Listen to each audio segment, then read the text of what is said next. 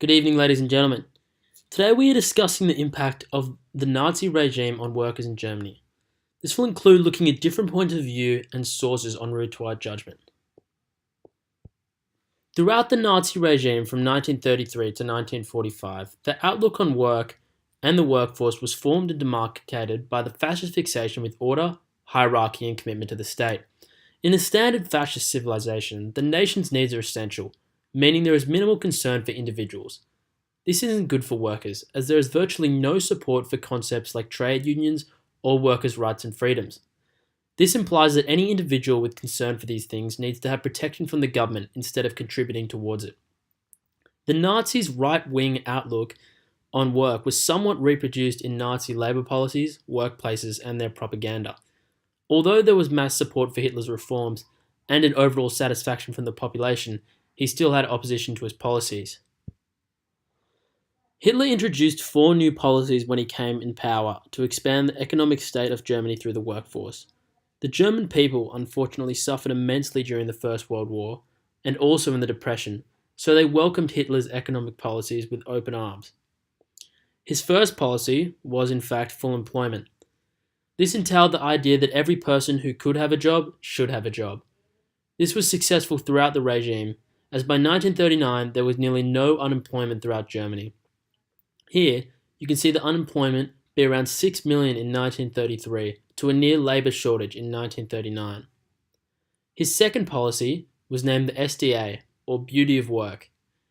It was commenced to help show the Germans that work was in fact a good thing, but due to the fact that the Nazis had abolished trade unions and nearly all workers' rights, more power was given to the industrialists, meaning wages and working hours were not decided by the Nazis.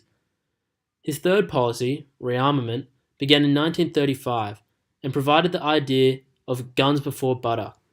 This meant that the party began focusing their resources on making the nation a more powerful state rather than supporting the needs of their people. His fourth policy, autarky, was the idea that Germany could become self-sufficient. This means that they no longer would trade with other countries and become completely independent. The improvements for the working population in Germany compared to before the regime were very apparent, despite the loss of political and religious freedom. These improvements included: Hitler gave everyone a job. To the people who had been suffering prior, work and bread was a blessing, and worth the civil liberties they sacrificed. The KDF, Strength Through Joy, involved rewards for workers for hard work.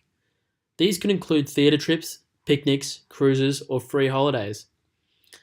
Here is the KDF liner, Wilhelm Gustav, one of a dozen ships built for the KDF program created to boost morale of workers at the time. The Nazis created a payment plan for workers to buy a Volkswagen car for only a small weekly payment, which Hitler endorsed and made very popular. However, no one ended up receiving a Volkswagen as they switched their focus to rearmament. Here is Hitler opening a Volkswagen factory in 1936, showing how popular the car was at the time. The new Autobahns, which were the names for the new German motorways, improved transport and travel within the state. There was very little crime during this period in Germany. Nazi youth groups provided activities along with holidays for the young people while their parents were working.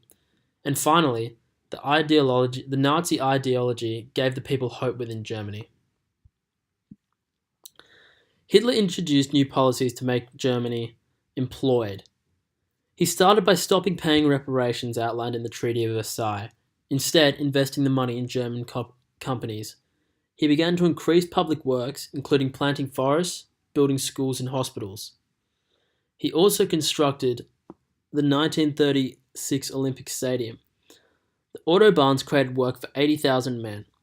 His rearmament policy created jobs in the armaments industry. He introduced national service, which meant that all young men would have to spend 6 months in the RAD, followed by conscription into the army.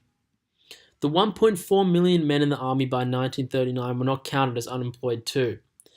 Hitler also managed to create jobs by sacking women and Jews and handing the jobs to men, and not counting them as unemployed.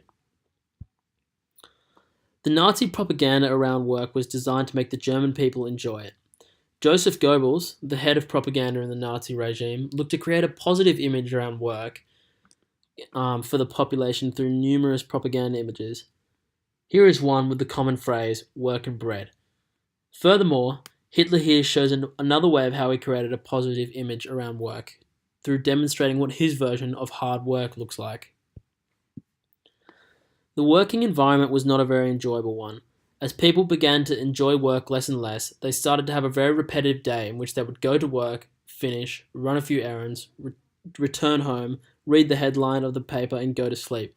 This turned into a very monotonous way of life. Furthermore, people lost their working relationships with other people and began to stop going over to a friend's place for a game of chess or a dinner and keeping to their own families. The wage continued to decrease throughout the regime, and although people were happy to have a job, the living standard decreased. This extract from a government report in 1938, highlights that the mood in this in particular industrial plant was just depression. This is an example of the working life becoming less and less enjoyable. The opposition to this kind of totalitarian outlook on work was small, yet apparent at Germany in the time. There were people, including both employers and employees, who were against how this fascist outlook on work could affect them and their businesses.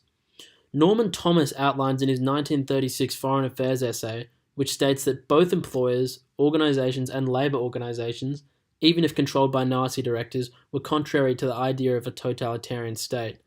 This goes to show that although things improved, there was still somewhat large opposition to the Nazis' work policies. He also had opposition from the Socialist Party pre-election, who managed to foreshadow the hardships that workers would face under the Nazi regime. The Socialist Party, among others, created propaganda which degraded the Nazis' idea of a happy worker in their posters.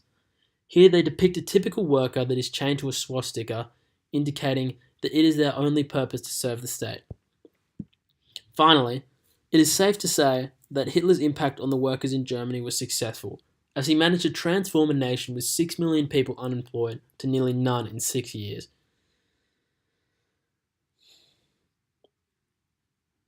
Although some of the ways he did so were not exactly ethical, it was still successful. He managed to keep the working population satisfied through things such as the KDF. His little opposition and totalitarian regime made it easy for him to transform the state into a workforce completely dedicated in helping the state achieve its fascist and military goals. With the increase of jobs, though, came a loss of employment within the workplace. Overall, Hitler's impact on the workers during the Nazi regime was positive. He created more jobs and made work enjoyable. However, there was opposition to him during this time, and throughout the regime, the work became less and less enjoyable for the people. Thank you for listening.